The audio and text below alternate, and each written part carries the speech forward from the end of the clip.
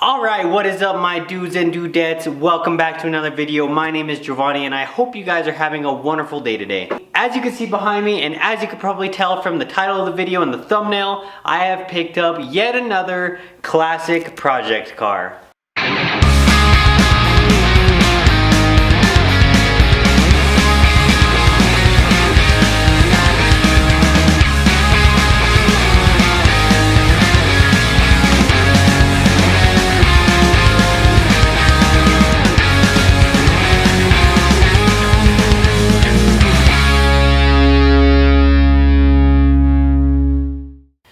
Alright, so what you're looking at right now is a 1965 Chevrolet Chevelle Malibu. And the reason why I didn't post a video last Tuesday is because I was actually in the process of buying this beauty. So one of the things about the car is it is a four-door, unfortunately. I know hot rodders will say that four-doors aren't cool, whatever. But this car is actually not for me. I bought it for my fiance, Ellie.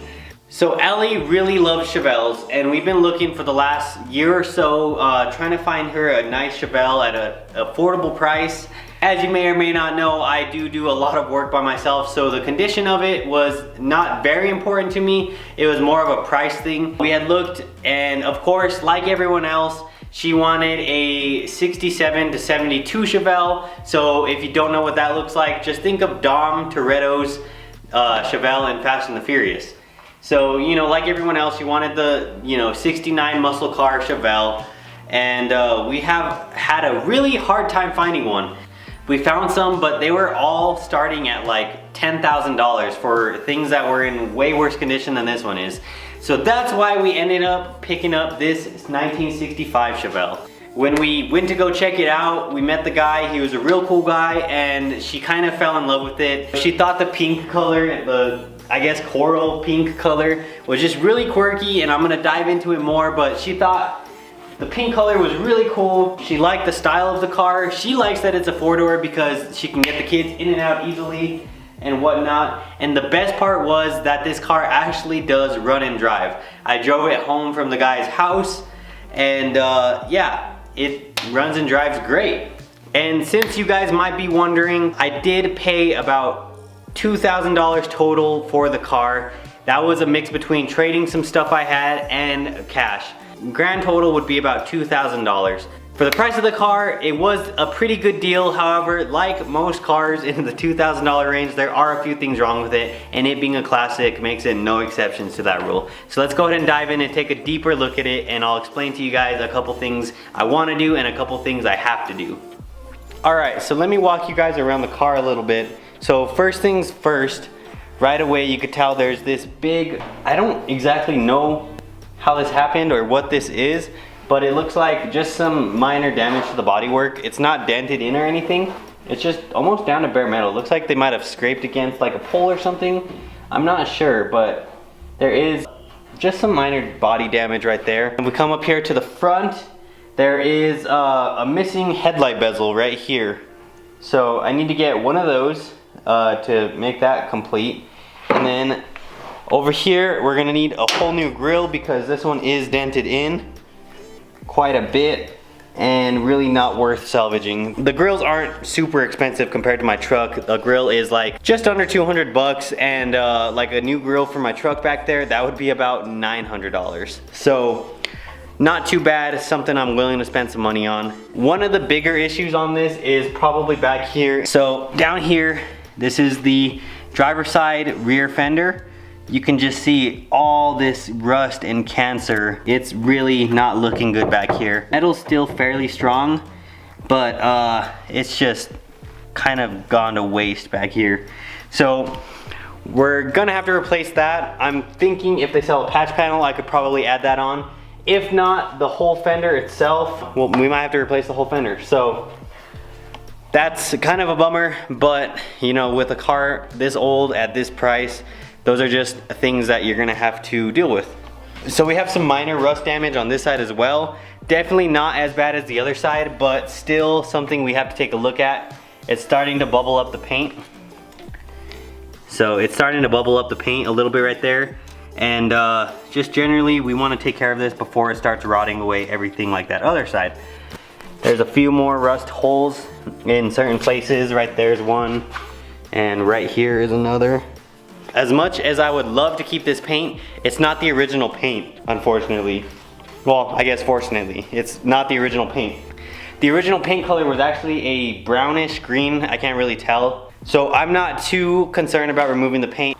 And I'm not much into like factory restoration stuff anyway.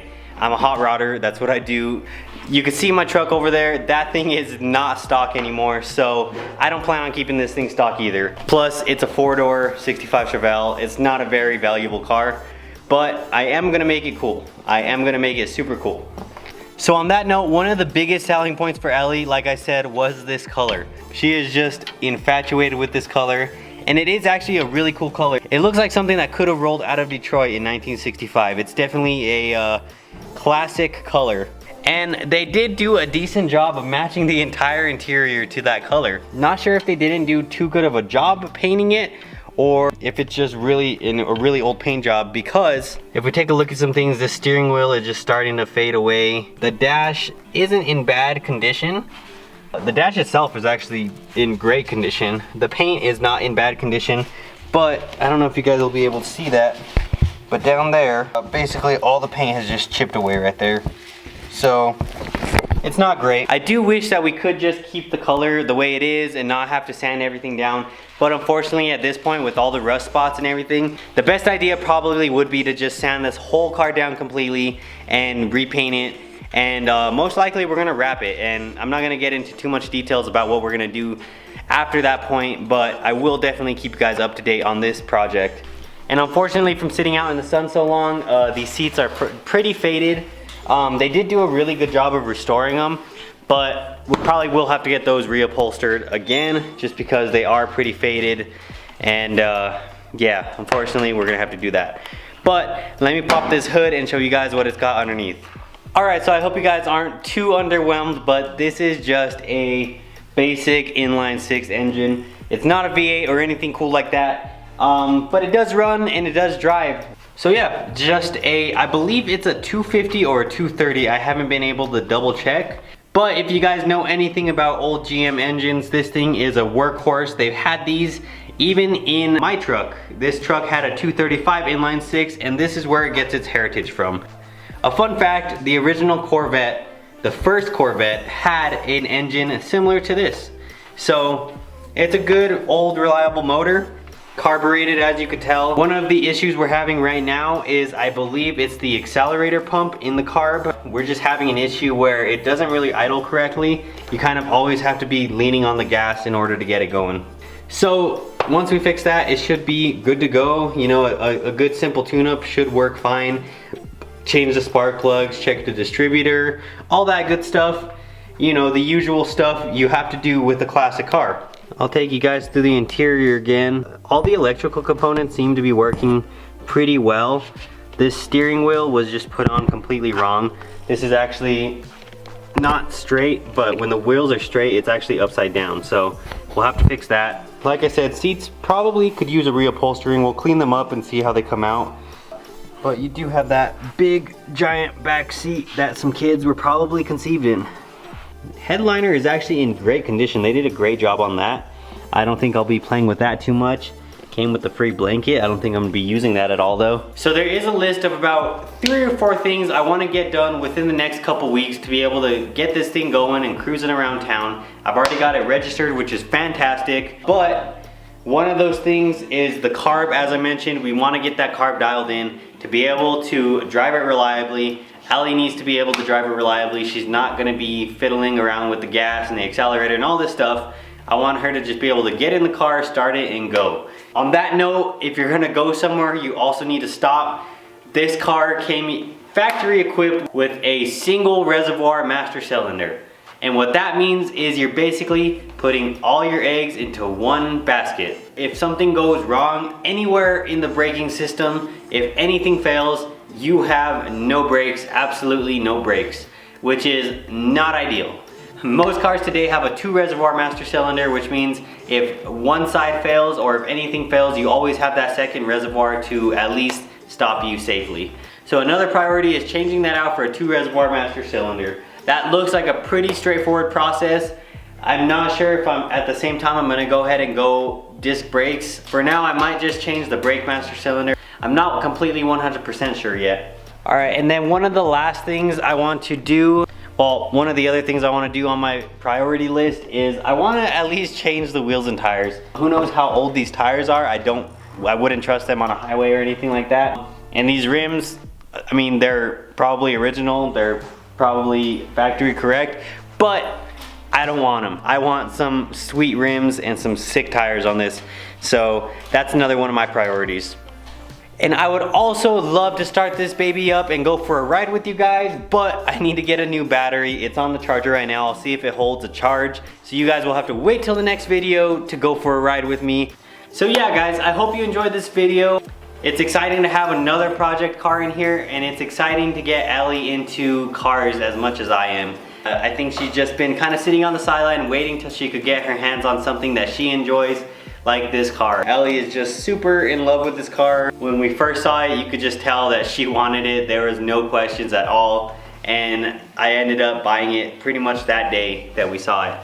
So don't worry, I'm still kicking ass on that truck back there. We're very, very close. I've pretty much dialed in the brake system this week. I've added a throttle cable and I've done a bunch of things. It's pretty much there. I should be able to start it up in just a few more days and take it for a cruise.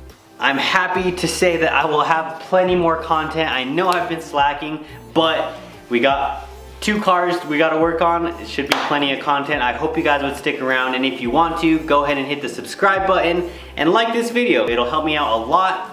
Thank you guys so much for watching, and I hope you guys have an incredible day, and I will catch you later.